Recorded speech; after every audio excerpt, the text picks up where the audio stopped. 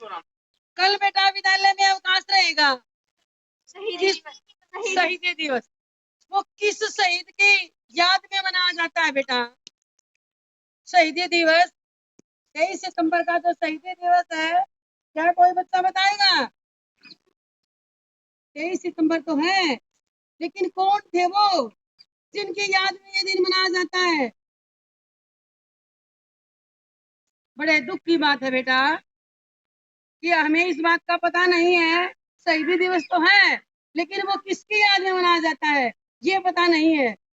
वो थे बेटा हरियाणा के राव तुलाराम। कौन थे बेटा? राव तुलाराम। राव तुलाराम का जन्म 9 दिसंबर 1885 में रेवाड़ी के रामपुरा गांव में अहिरवाल में हुआ था। उनके पिताजी का नाम राव पूर्ण सिंह था, जो कि एक रियासत के मालिक थे, वो राजा थे।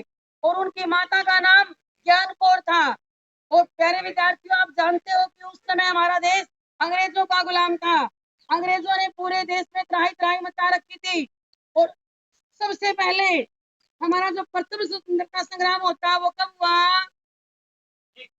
प्रथम स्वतंत्रता संग्राम पता नहीं है, 1857 में।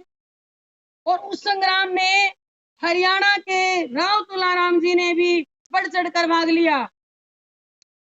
उन्होंने, उनके माता पिता ने उनकी पढ़ाई में कोई कमी नहीं छोड़ी।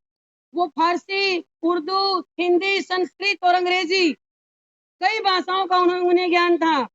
और एक राजा के पुत्र होने के नाते उन्हें अस्त्र शस्त्र विद्या भी अच्छी तरह से आती थी।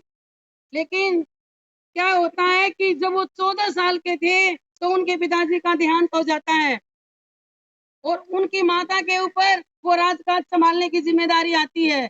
और उस 14 साल के राव तुलाराम को ही राजगद्दी पर बिठा दिया जाता है।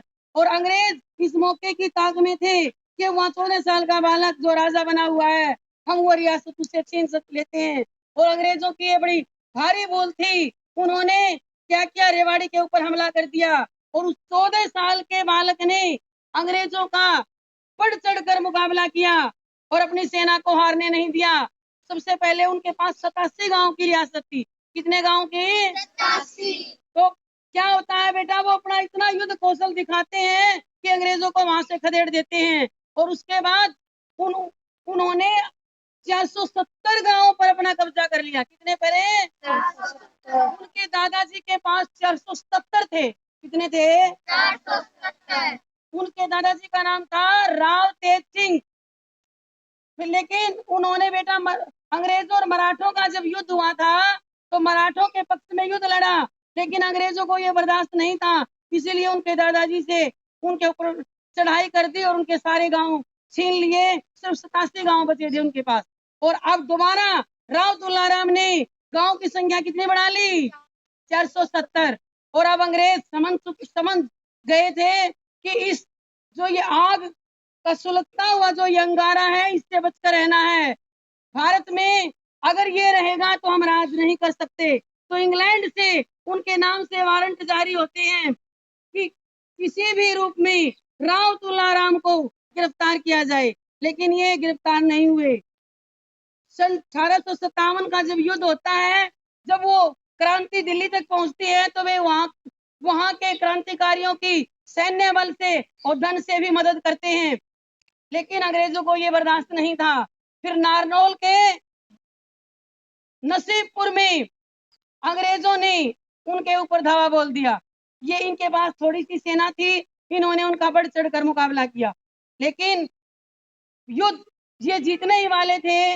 अपने बड़ा अच्छा युद्ध कौशल दिखा रहे थे, लेकिन बड़े दुर्भाग्य की बात हुई कि हमारे ही देश के, हमारे हरियाणा के ही नाभा, पटियाला और जींद जैसी देसी रियासतों के जो राजा थे, उन्होंने अंग्रेजों का पक्ष दिया। देना किसका चाहिए था? राव तुलाराम का। और पक्ष किसका दिया? अंग्रेजों के पक्ष में युद्ध लड़ा। तो इससे इनकी हार हो जाती है। और फिर भी हार होने से पहले वहां के अंग्रेजी कमांडर जेरांड का ये वध करते हैं और उनके कप्तान का भी वध कर देते हैं।